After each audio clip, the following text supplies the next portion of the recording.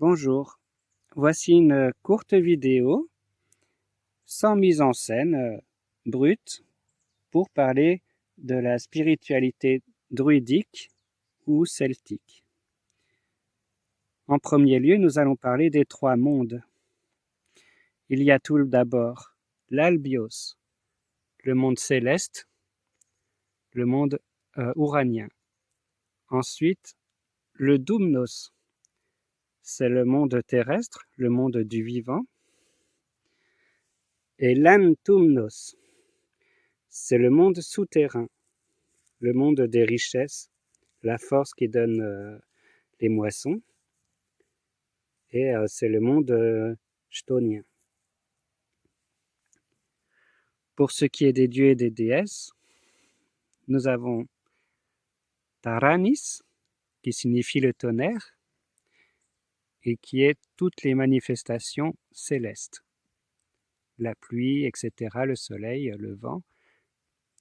Nous avons Rosmerta, dont le nom signifie la très pourvoyeuse, et qui est un peu la déesse terre, la terre-mère, la déesse des moissons, des récoltes, à savoir que la société celtique était agraire, donc beaucoup de choses tournent autour des récoltes et des champs. Nous avons Cernunnos,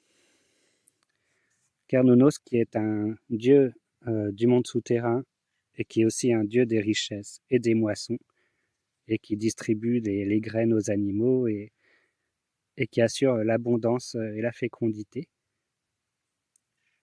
Nous avons Granos,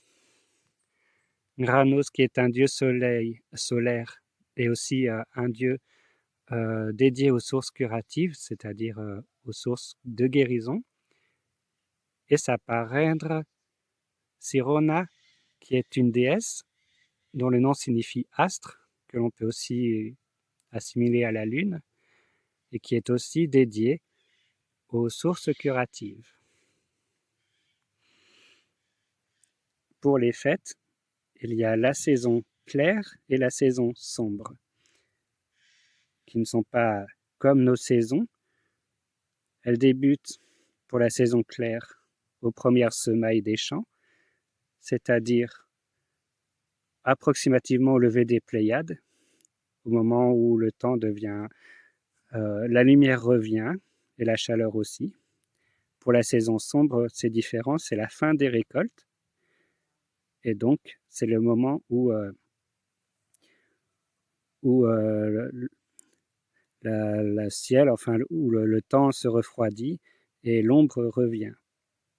Et c'est le moment du lever des Pléiades. Et la saison claire, c'est le coucher des Pléiades. Voilà. Et puis il y a les 10 nuits de Granos, donc une période estivale, à peu près à la mi-juillet, on peut dire vers le lever d'Andromède, donc qui célèbre les sources curatives et aussi le soleil d'été. Puis nous avons une fête, alors j'hésite à dire Lughnasadh, mais une fête que les anglo-saxons appellent Lammas. Et Lammas, donc ça c'est au mois d'août, on va dire. C'est la fête des moissons de blé et de céréales en particulier.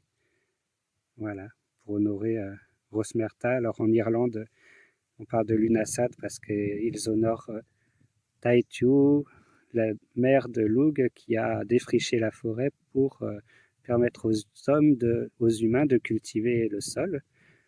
Alors voilà, dans les Gaules, je ne sais pas s'il y avait un équivalent, mais il y avait forcément un équivalent pour célébrer les récoltes, le blé, les moissons, etc.